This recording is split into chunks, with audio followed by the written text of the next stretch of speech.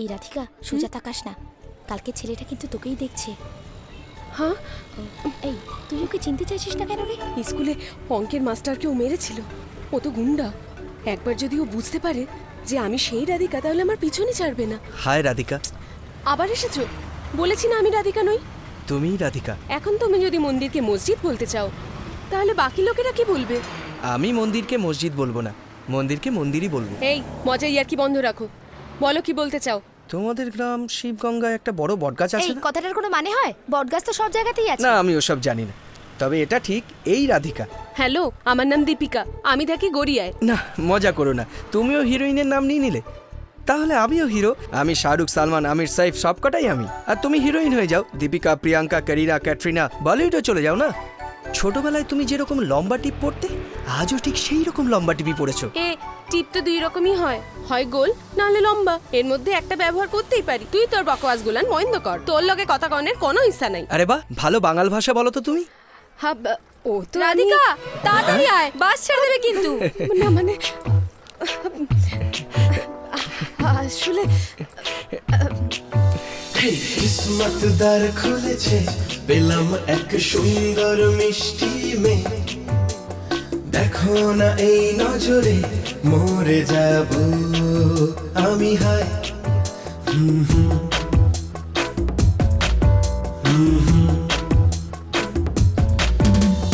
কিসমত দ্বার খুলেছে, পেলাম এক সুন্দর মিষ্টি মেয়ে। দেখো না এই নজরে, মরে যাব আমি। হায় ঠোঁট যেন রস মাধুরী, যেন ও গোলাপের পাপড়ি। চোখে চোখ পড়লে আমার লাজে মরে যায়। হায় তোকে দেখি মনে, চোখের স্বপ্নে হারাই যে জাগরণে। তোকে পরীর মতনে, জীবনে যতনে সাজাবো মনের রতনে। মোর নিঃশ্বাসে নাম তোরই, তুই জীবন আমার। কিসমত দ্বার খুলেছে, পেলাম এক সুন্দর মিষ্টি মেয়ে। দেখো না এই নজরে, মরে যাব আমি। হায়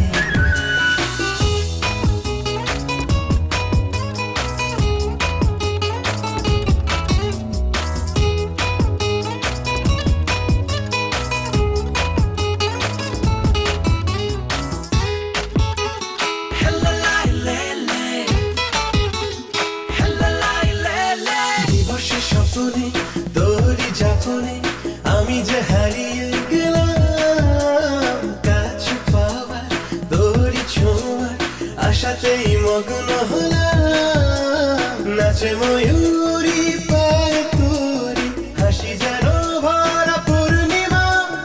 রাগ অনুরাগে তুমি হারালে আমার মাঝে। ও মোর নিঃশ্বাসে নাম তোরই, তুই আমার জীবন। কিসমত দ্বার খুলেছে, পেলাম এক সুন্দর মিষ্টি মেয়ে। দেখো না এই নজরে, মরে যাব আমি। হায়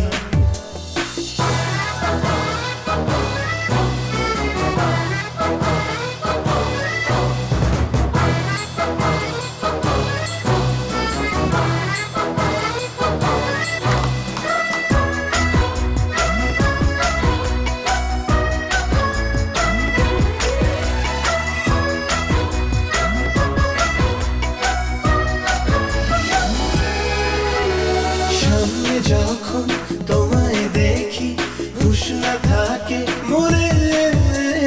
মনটা আমার পাখির ডানায় উড়ে যায় নীল গগনে। মনে জাগে জমা কষ্ট, যদি না আমি পাই তোমার কাছে। আয় আমার পাশে, আয় এই বুকে আমি চাই। মোর নিঃশ্বাসে নাম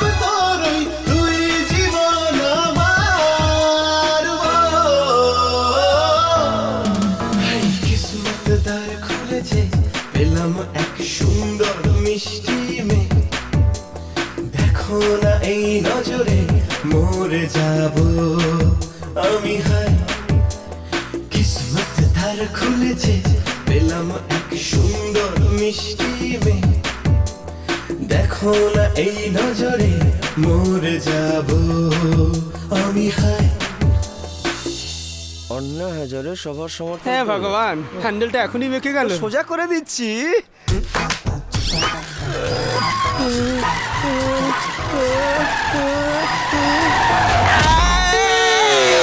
আরে বন্ধু, কুকুর যেমন লাইট পোস্ট দেখলেই ঠ্যাং তুলে দাঁড়িয়ে পড়ে, তেমনি ব্যাঁকা হ্যান্ডেল দেখলে তুইও ঠ্যাং তুলে এগিয়ে যাস কেন রে? Private clinic. এই তো এসে গেছি। আসুন। তোরে লেডি ডাক্তারের কাছে কেন নিয়ে এসেছিস তোরা? আপনার কি সমস্যা? ওর ভীষণ চোট লেগেছে। আপনার চোট কোথায় লেগেছে?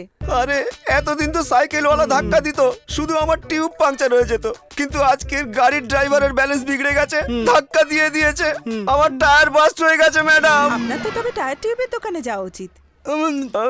ডাক্তার আর উকিলের কাছে কোনো কিছু লুকোনোর নেই, সব খুলে বলবেন। সব যদি খুলে বলি আপনি সহ্য করতে পারবেন না ডাক্তার। কোথায় চোট লেগেছে? হাতে, পায়ে, যেখানেই চোট লাগুক আমি সব ঠিক করে দেবো। যান ভেতরের বেডে শুয়ে পড়ুন। চল চল চল, ভেতরে গিয়ে শুয়ে পড়। যাচ্ছে, ঝামেলায় পড়া গেল।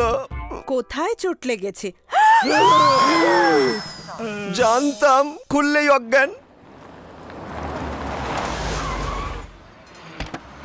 ছেলেটা এখানেই কাজ করে।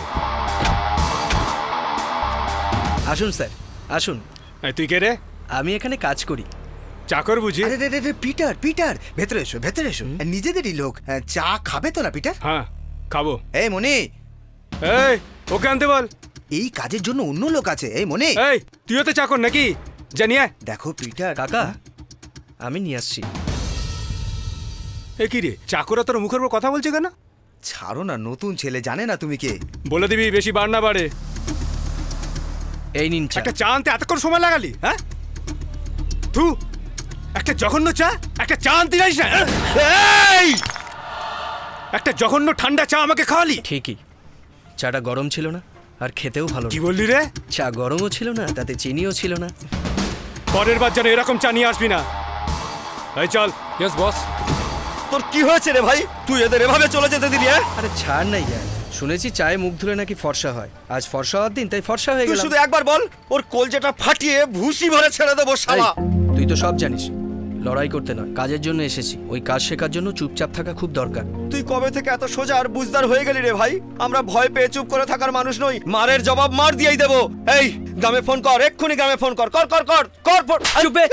আবার কেন মারলি? ভালো কথাই বুঝিস না, তাই মারলাম। এই তুই কি ওদের চিনিস? লোকগুলোকে? অম্বুরাজের লোকেরা, ওর লোক এই কলেজের ক্যান্টিন চালায়। ওই কলেজের পুরনো স্টুডেন্ট ছিল।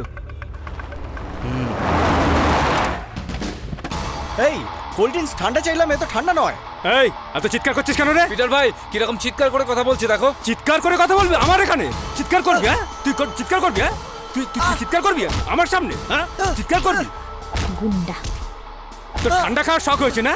মেরে শালাকে ঠান্ডা চল করে দেবো এখান একদম। থেকে। চল এখান থেকে চল। চলুন চলুন, কলেজ এসে গেছে, নামুন নামুন। হাই রাধিকা, তোমাকে দুদিন ধরে দেখতেই পাইনি। আমার নাম রাধিকা ঠিকই, কিন্তু তুমি যদি ভাবো যে আমি শিবগঙ্গার অশোক বিদ্যালয়ের সেই রাধিকা, তাহলে কিন্তু তুমি ভুল করছো। আরে রে রে, তুমি তো তোমার পুরো বায়োডাটাই বলে ফেললে। আমি এখানে গড়িয়া থেকে পড়াশোনা করার জন্য এসেছি। দাঁড়াও দাঁড়াও দাঁড়াও দাঁড়াও, ভালো করে মনে করো।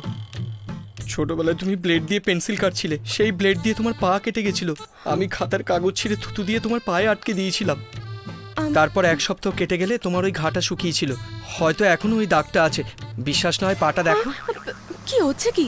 মাঝ রাস্তায় দাঁড়িয়ে এসব আবার কি আজে বাজে কথা বলছো? সরি সরি সরি সরি, বাড়ি ফিরে গিয়ে মন দিয়ে দেখো, বুঝলে? হাই শ্রবণ, তুমি এখানে কবে জয়ন্তী, এলে? বহুদিন পর আবার তোমার সঙ্গে দেখা হলো তো। আচ্ছা, এই রাধিকা, তোর সঙ্গে এখনো ওর যোগাযোগ আছে? পেন ফ্রেন্ড, মেল ফ্রেন্ড হোস নাকি সেলফ ফ্রেন্ড? কি রে কি বলছিস কি? তুই ওকে চিনিস? শ্রবণকে চিনতে পারছিস না? আমাদের স্কুলে একসাথে পড়তো। হ্যাঁ। প্লেট পেপার হ্যাঁ, হ্যাঁ। তোর পায়ে লাগিয়েছিল, হ্যাঁ, এর হ্যাঁ। মধ্যে ভুলে গেছিস? হ্যাঁ, তখন থেকে আমি বলে যাচ্ছি ও রাধিকা, আর ও তখন থেকে বলে যাচ্ছে ও রাধিকা নয়। ও শিবগঙ্গা গ্রামে থাকেই না, মাঝে বাঙাল ভাষা বলে আমাকে ভুল বোঝাচ্ছে। যবে থেকে তুই এনসিসি ক্যাম্প থেকে ফিরে এসেছিস বাঙাল ভাষা বলছিস। হ্যাঁ। মঞ্জু তো বাঙাল। আমরা যখন একলা থাকি তখন বাঙাল ভাষায় কথা হ্যাঁ। বলি। চুপ করবি তুই? চল জয়ন্তী, এখান তোমার থেকে। মোবাইল নাম্বারটা? 9952422904। আর রাধিকারটা? 1 নম্বরের তফাৎ আছে 905। Thank you. কেন দিলি? ওহ সরি রে, এই ওর নাম্বার ডিলিট করে দিও। মন থেকে করব কি করে? আরে ভাই এখানে দাঁড়িয়ে কাকে দেখছিস? হ্যাঁ, শিবগঙ্গার যে মেয়ে দুটো গেল ওদের দেখছি। আরে ছাড় না ভাই, আমাদের ধর্ম আর ওদের ধর্ম আলাদা। আমাদের উচিত নিজেদের ধর্মের মেয়ে খুঁজে নেওয়া। অন্য ধর্মের লোকেদের জন্য অনেক কিছু তো করলাম আমরা, এবার নিজেদের ধর্মের জন্যও তো একটু চিন্তা করতে হবে। অন্য ধর্মের কাউকে বিয়ে করলে কি আর সম্মান পাওয়া যায়? আরো ধর, কথাটা যদি মালিকের কানে যায় কোনোভাবে, তাহলে তো আমার নাক মুখ দিয়ে রক্তপাত শুরু হয়ে যাবে। হ্যাঁ, সব ঠিক হয়ে যাবে, চিন্তা করিস না। বুঝেছি, আমায় মারার পুরো প্ল্যানটাই রেডি।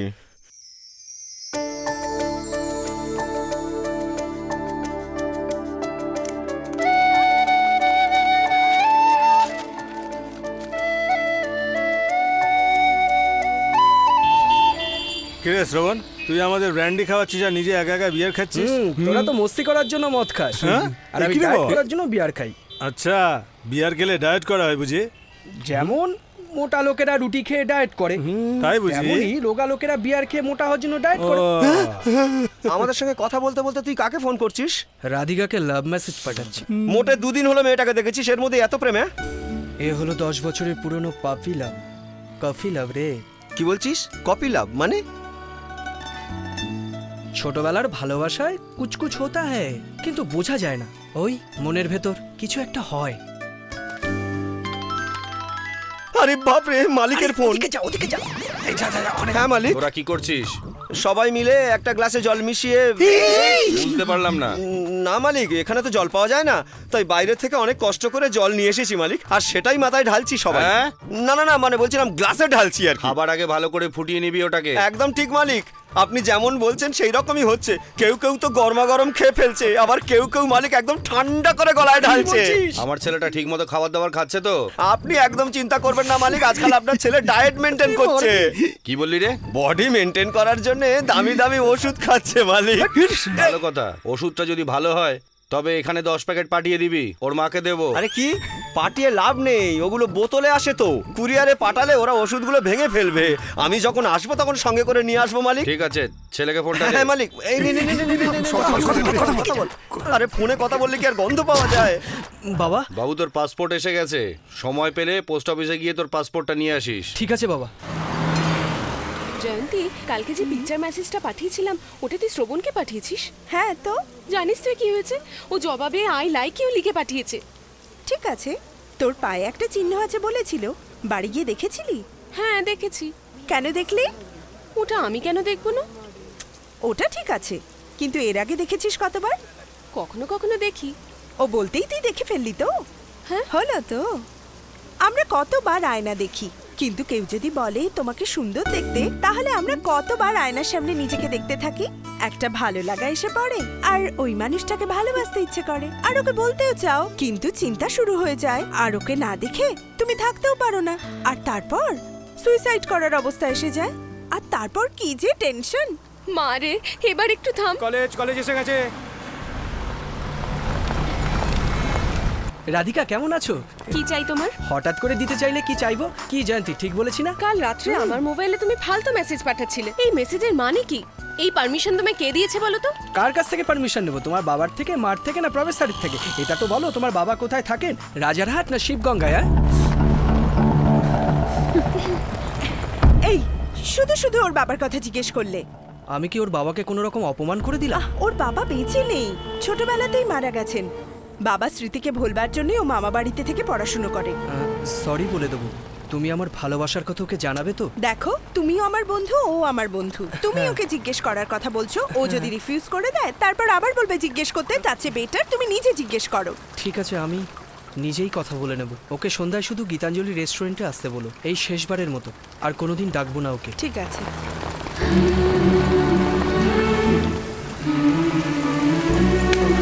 ভাই রে, কথাটা মালিককে বলবো কি বলবো না বুঝে উঠতে পারছি না।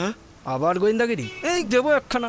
কোনো ঘরে বাবা যদি শক্ত হয় তো ছেলে একটু নরম হয়, আবার ছেলে যদি শক্ত হয় বাবা একটু নরম হয়। তোদের বাড়িতে তো দুজনেই শক্ত, কি বিপদ! তোদের মাঝখানে পড়ে আমি তো একেবারে চিড়ে চাপটা হয়ে যাচ্ছি রে ভাই। একটা কাজ কর, পাহাড়ের চূড়োয় যা, ঠাকুরকে ডাক, আর ওখান থেকে ঝাঁপ দে, দেখবি সব ঠিক হয়ে গেছে। আমাকে এতটা বোকা ভাবো তুমি? জয়ন্তী, তুই এই কথা কেন বলছিস? ও এই কথাটা বলতে চাইছে ও তোকে কতটা ভালোবাসে, আর তুই যদি ওকে ভালো না বাসিস সেটা ওকে বল। কি বলছিস তুই? সিম্পল একটা কথা, আর সেটাও বুঝলি না? দেখ রাধিকা, বারণ করলেও বুঝবে না। তুই যদি ওকে ভালো করে বুঝিয়ে বলিস তাহলে বুঝবে। আমরা ওকে ছোটবেলা থেকে চিনি, চিনিস না? এত ঘাবড়াচ্ছিস কেন তুই? ওকে পরিষ্কার বল, সব ঠিক হয়ে যাবে।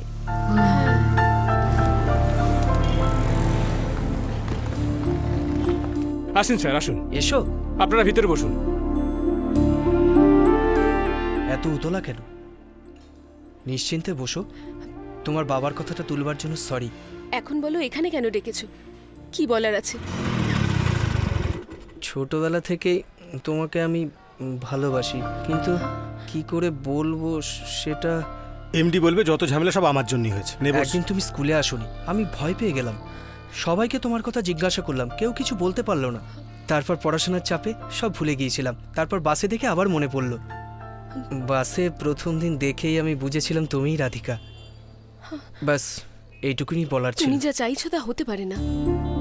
আমার মা আমাকে অনেক কষ্ট করে পড়াচ্ছে, আমি ওনাকে ধোকা দিতে পারবো না। ভালোবাসার নামে বাইকে ঘোরা, সিনেমা দেখা, গার্ডেনে হাতে হাত ধরে বেড়ানো আমার ভালো লাগে না। এসব আমি পছন্দ করি না। এরপরে আমরা পরের সপ্তাহে দেখা করব। ওকে? আমি যে কথাগুলো বলছি সেগুলো বোঝার চেষ্টা করো। আমার মনে হয় এটাই ভালো হবে এই সমস্ত এই দুজন কথা বলছে, তার মধ্যে দরজা খুলে ঢুকে পড়লি? বুদ্ধি নেই? মামা, মামা স্যার, মামা শোনো, মামা, মামা, মামা, মামা আমার সাথে প্লিজ তুমি কথা বলো। এইভাবে চুপ করে থেকো না। আমি কোনো অন্যায় কাজ করিনি মামা। অন্যায় করিসনি না? তাহলে ছেলেটার সাথে রেস্টুরেন্টে গিয়েছিলি কেন? আমায় বিশ্বাস করো মামি, আমার সাথে ওর কোনো সম্পর্ক নেই। যতদিন তুমি এখানে আছো যেমন খুশি থাকতে পারো, কিন্তু আজকের পর থেকে তুমি ওর সাথে কথা বলবে না।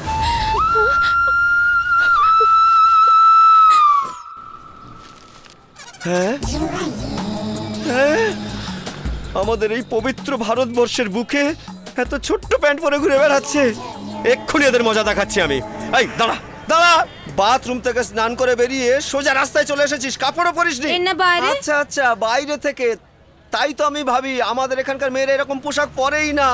এই রকম পোশাক পরে বাইরে থেকে এসে আমাদের মেয়েদের কেন সর্বনাশ করছো তোমরা? হ্যাঁ, ডোন্ট টক টু মাচ। আরে থ্রিমাজও বলবো, বুঝেছিস? এমন কাপড় পরছিস, পা দেখা যাচ্ছে, গা দেখা যাচ্ছে। এখানে এইসব পরে ঘুরবি আর আমরা কিচ্ছু বলবো না ভেবেছিস? মেয়েদের সঙ্গে কি বাদতামিজি করছিস? হ্যাঁ, আরে ম্যাডাম, এই মেয়েগুলোকে দেখো উলঙ্গ হয়ে ঘুরে বেড়াচ্ছে, আর তুমি শুধু শুধু আমায় ধমকাচ্ছ। বেশি কথা যদি বলিস না, তোকে ইভ টিজিং, পণ প্রথা, শাশুড়ি উৎপীড়ন, শালা উৎপীড়ন, শ্বশুর উৎপীড়ন, মেয়েদের উৎপীড়ন, মেয়েদের সঙ্গে খারাপ ব্যবহার করার জন্য পুলিশের সঙ্গে ঝামেলা করে পাবলিক জমা করার অপরাধে হাজতবাস করিয়ে ছাড়ব। ম্যাডাম, এতগুলো আইন মেয়েদের বাঁচানোর জন্য আমায় শোনালেন, একটা আইনও কি ছেলেদের বাঁচানোর জন্য নেই? কোনো আইন নেই এখানে। তাহলে জামা আমার চাই না। ধর, ধুতিও না, জাঙ্গিও পরবো না। এরপর থেকে আমি খালি গায়ে ঘুরে বেড়াবো, ঝিঙ্কু চিকু ঝিঙ্কু চিকু ঝিঙ্কু চিকু। সেমিস্টারটা শেষ হয়ে গেলেই ভাবছি এক সপ্তাহের জন্য মায়ের কাছে চলে যাব।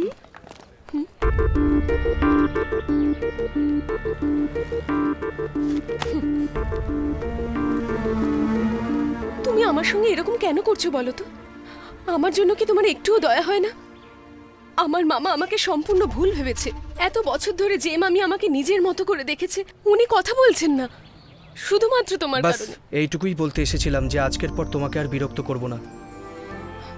যেদিন তোমায় প্রথম বাসে দেখে আমি তোমায় জিজ্ঞাসা করেছিলাম তুমি রাধিকা, হ্যাঁ, তুমি যদি হ্যাঁ বলে দিতে আমি তোমায় হাই করে চলে যেতাম। তুমি না বললে, তাই আমি তোমার পিছু নিলাম। তোমার সেদিনের অসম্মতি আমার কাছে সম্মতি মনে হয়েছিল।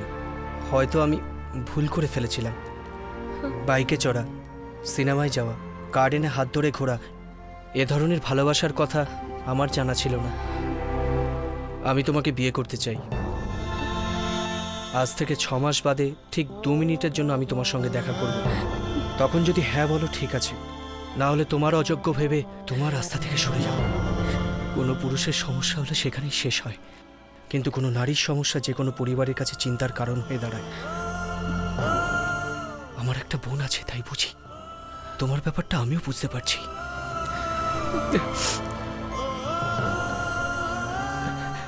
তোমাকে রেস্টুরেন্টে ডাকা সত্যি আমার অন্যায় হয়েছে। চলি। তুই আজ ভেঙে দিলি মন, কি দিলা তোকে ভালো, আমি জানি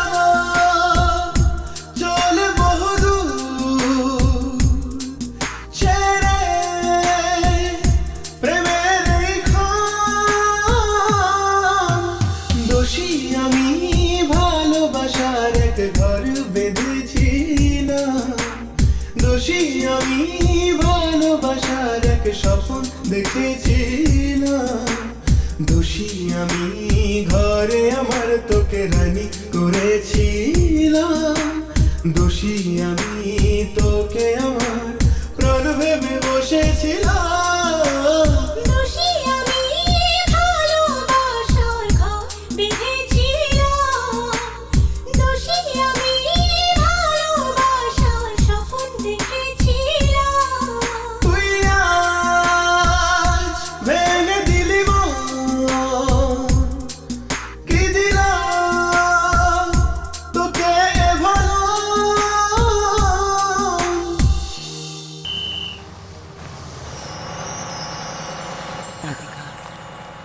মা, তোর বাবা মারা গেছেন 10 বছর হয়ে গেল, কিন্তু বুঝতেই পারিনি 10 বছর 10 মিনিটের মতো চলে গেল।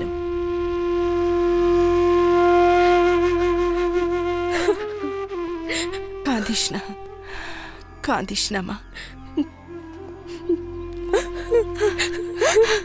কেন কাঁদছো তোমরা সবাই? আমার ছেলে মারা গেছে বলে? না মা, তুই আমার নাতনি নয়, তুই আমার নাতি রে। মনে জোর রাখ, ভগবানের উপর বিশ্বাস রাখ, ভগবান যা করবেন ভালোই করবেন। আরে জলদি করুন বৌদি, এই বাসটা যদি ধরতে না পারি এরপর 4 ঘন্টা আর কোনো বাস নেই। অন্য জাতের লোকদের কেন জানানো হয়েছে? কি হলো? মালিক তো আমার দিকেই তাকিয়ে আছেন। এই জন্যই তোর বিয়ে হয়নি। বুড়িমা, দে, আপনি ওকে একটু আমাকে বাইরে দে, এগিয়ে দিয়ে আসুন তো। আমাকে দে, যান, চল। নিয়ে যান।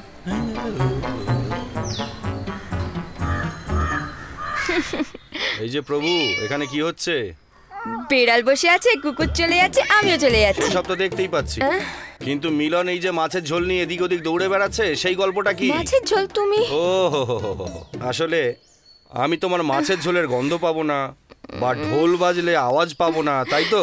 আমি সবরের জন্য একটু পাঠিয়ে দিলাম, জানো তো, মাঝে মধ্যেই একটু পাঠিয়ে দিই। মাছের ঝোল ওর খুব পছন্দ গো। তোমার বুদ্ধি আছে না নেই? কিছু মিশিয়ে দিলে ওই ঝোলে কি হবে তারপর? 2 মিনিটের মধ্যে শেষ হয়ে যাবে তোমার ওই কাহানি কিসমত কি। আরে বাপরে, কি হবে?